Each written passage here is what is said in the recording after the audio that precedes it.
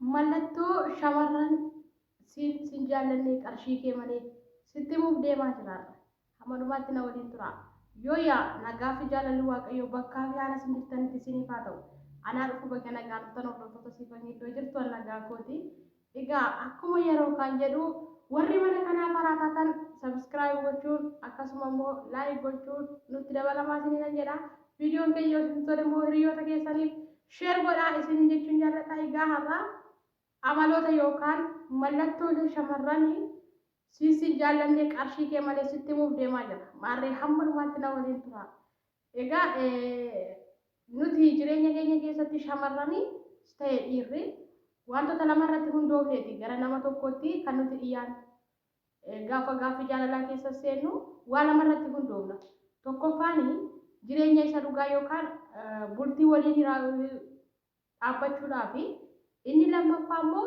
faayidaadhaaf kanaan alatti dhiirri shamarran waan walitti siqaniif hin qabani kanaaf yeroo tokko warroonni faayidaadhaaf adeemanii kaayyoon galma ga'uu isaanii baay'ee dhiphaadha kanaaf mee namoota kana akkamitti gargar baafachuu dandeenya kan jedhu isiniif qabadhe dhufe tokkoffaa irratti shamarranii sin jaallanne qarshii kee jaallattu guyyaa qarshii kee argattu ni gammaddi guyyaa rakkinaatti hin gadditi sababni isaayyuu faayidaa ishiin deemtu faayidaa irratti hundooftee deemti malee jaalala dhugaa irratti hundooftee deemtu kanaaf yeroo qarshiin argamu jireenyi hin jiraatu jireenya gammachuuti yeroo waan tokko dhabamu immoo jireenya gaddaa jiraatti fakkeenyaaf namni dhugaadhaan si jaalatu tokko guyyaa qarshii argattes guyyaa rakkattes yeroo hundu si faana jira garuu namni faayidaa irratti hundaa'ee gara kee dhufee gaafa ati rakkattee lafa rakkinaa sun si gatee si biraa adeema kanaaf tokkoffaani shamarranii gaafa qarshii argattee gammaddee gaafa immoo bu'aa waan sirraa dhabde sitti gadditu inni lammaffaa tapha ishii keessatti yookaan haasaa ishii keessatti mararteedhaan akka nama miidhamee taasifti maalii irratti beekuu qabna shamarran dandeenya shamarran akkasii akka nama miidhameetti fakkeenyaaf kaayyoo ishii faayidaadhaaf sitti siqte waan ta'eef maal jetti ani kanan dhabee kanatu natti irratee abalumoo akkana ta'eeti bakka yeroo hunduma kan ishiin haasoftu wanta rakkina irratti hundaa'ee fi yaada tasgabbiidhaan sodaachaa dhiphachaa kan ishiin haasoftu shamarran akkamii shamarranii faayidaadhaaf sitti siqte kanaaf inni lammaffaa maalidha sodaachaa haasofti yookaan akka nama miidhameetti kan ishiin haasoftu jechuudha inni sadaffaa shamarran tokko osoo ati hin jaallatiin yookaan gaafa ati naaf taati jettee ishii faana rileeshinii eegaltu yoo advaanteejii guddaa sirraa barbaadde yoo taate yookaan namni kun qarshii sirraa barbaadde yoo taate akka ishiin ulfooftu fedhii ulfaa'uu godhatti gaafa sun sababni fakkeenya tokko si bira dhabu shamarran tokko mucaa dhiiraa tokko faana walitti dhufanii namni sun nama qabeenya qabu yoo ta'e maal gooti daftee na fuudhiifaa dhiyeessitiif yoo inni suuta jannafaa jedha ta'e carraa ulfaa'uu kenniti akka ulfooftu gooti maal gochuufi faayidaadhaaf kanaaf wantoota kana fagootti akka ulfooftu gooti karaa banti karaa hundumaa kaayyoo ishii maal irratti hundoofte faayidaa irratti hundooftee waan ta'eef namoota mallattoo akkasii agarsiisanii jaalala dhugaa osoo hin taane jaalala haala irratti hundaa'e jaalala qarshii irratti hundaa'e boru lafuma kanatti nu gattee deemuu dandeessi miidhamaan gaafa sun eenyudha namichuma isaa qarshii isaa baase sun ta'a kanaaf shamarran akkasii warra jaalala dhugaa lammaffaa maallaqa kee baasuu irrattis gashuu irrattis sin jajjabeessitus sin gaafatu. Fakkeenyaaf dubartiin dhugaa si jaallattu tokko qarshii gaafa ati baaftu maaliif baafte jettee si gaafatti. Qarshii gaafa ati galchitu eessaa galchite jettee si gaafatti. Sababni isaayyuu dhugaa irratti hundoofti, dhugaa baruu barbaaddi, jireenya boruu si faana horachuu barbaaddi waan ta'eef. Kanaaf maal gooti? Gaafa ati qarshii baastus, gaafa ati qarshii gashitus, sin jajjabeessitus, sin gaafatu. Dubartiin akkamii? Dubartiin maallaqa irratti hundoofte yookaan dubartiin haala irratti hundooftee gara kee dhufte.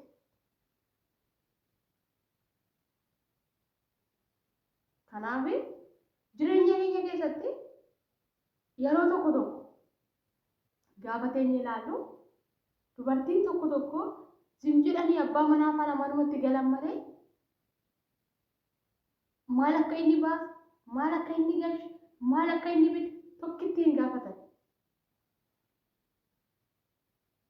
Laphee isaanii keessa maaltu jiru beektanii? Jaalala dhugaatu keessa isaanii hin jiru. Kanaaf inni shanaffaa hojii alatti baatee hojjechuun barbaaddu ogummaa garagaraas barachuun shamarran akkamii? Shamarran haala irratti hundooftee gara kee dhufte. Hojjechuus hin barbaaddu. Ogummaa garagaraas barachuun barbaaddu. Fakkeenyaaf dubartiin abbaa qabeenyaatti heerumti tokko hunda miti garuu tokko mana keessa rafaa oolti, taa'aa oolti malee akka dubartii ishii abbaa manaa ishii wajjin xaartanii warra jaalala dhugaa irratti hundaa'anii sunii miti. Bahanii galanii bakka humna isaaniitiinis karaa kamiin dalaganii jiraachuu barbaadu. Ishiin kun garuu dubartiin haala irratti hundooftee gara kee dhufte jaalala keessattis haa ta'u, tidaarii keessattis haa ta'u, alatti baatee hojjechuu, hojii tokko uummachuu tasumaan barbaadu. Yoo dandeessi manuma teessee daa'ima godhachuu qofa yaadu. Warra akkamii? Warri qabeenya irratti hirkatanii adeeman yookaan warri qarshii jaalatan. Inni ja'affaa wantoota bareedina isheetiif ta'an gatii isaanii ol kaaftee dubbatu. Fakkeenyaaf meekaappiin tokko birri 3,000 hojjetama yoo ta'e birri 5,000, 6,000 jettee ol kaafte. Bakka wantoota bifa bareedina isheetiif ta'u qaalii gooti. Gatii isaanii wantoota wujjii ofii ishii bareedinni ishii wujjii akka ta'e yaadda. Maal irratti hundooftee? Qarshii irratti hundooftee waan si jaallattee. Waan argaa oolu waan jiruudhas. Kanaaf jaalala dhugaanii dubartiin jaalala dhugaadhaan sitti dhuftee jireenya ishii keessaa mana ishii keessaa bifa ishii ittiin babbareedu maal jechuu hin yaaddu. Kan ishii yaaddu yoo qabaatte hiyyeessa gargaaruu, warri jaalala dhugaadhaan walitti dhufan isa rakkate lafaa kaasuu kana yaaddi. Garuu immoo dubartiin haala irratti yookaan qarshii irratti hundooftee dhufte waan hundumayyuu gatii ishii wujjii gooti. Namallee gargaaruu hin feetu. Akka abbaa manaa ishiisu yookaan biyyaa ishiisu nama gargaaruu hin feetu. Maaliif? Ishii xiqqata waan ta'eef. Inni torbaffaa beekni dhufaa yeroo hundumaa hiriyoota ishii waamti. Dubartiin akkamii? Dubartiin qarshii irratti hundooftee si jaallatti. Dhugaadha kun. Mee ilaala. Fakkeenyaaf intalli tokko abbaa qabeenyaa tokko jaallattee haa jennu.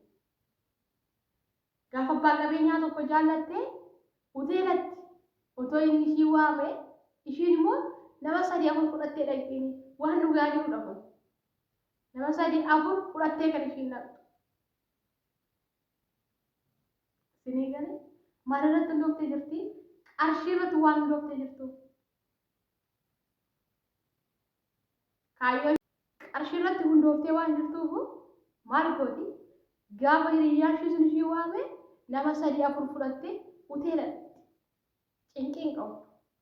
Hamma barbaadatan ajajatanii hamma barbaadatan nyaatanii wanta barbaade bitachiisuu dandeessu. Kun warra haala irratti hundaa'e yookaan warra qarshii irratti hundaa'e malee jaalala dhugaanii jireenya boruu si faana jiraachuu dubartiin qabdu isa hoteelatti dhaqanii baasaniyyuu hin aartiin dhugaasiin hin aarti. Hamma hoteela teessee nyaattu sun manatti itoo hojjetattee nyaattee jaallatti. Dubartiin akkamii? Dubartiin jireenya kee boruu sii taatu. Dubartii ogeettii. Dubartiin bultiif taatu akkasi. Kanaaf wantoota torban isinitti hime kana shamarran akkasii of keessaa qabdu taanaani dafii jireenya kee keessaa baasi. Faayidaa irratti hundooftee gara keetti malee jaalala dhugaa irratti hundooftee gara keetti miti. Kanaaf hamma dhumaatti waan dhaggeeffattaniif galatoomaa turtii gaarii.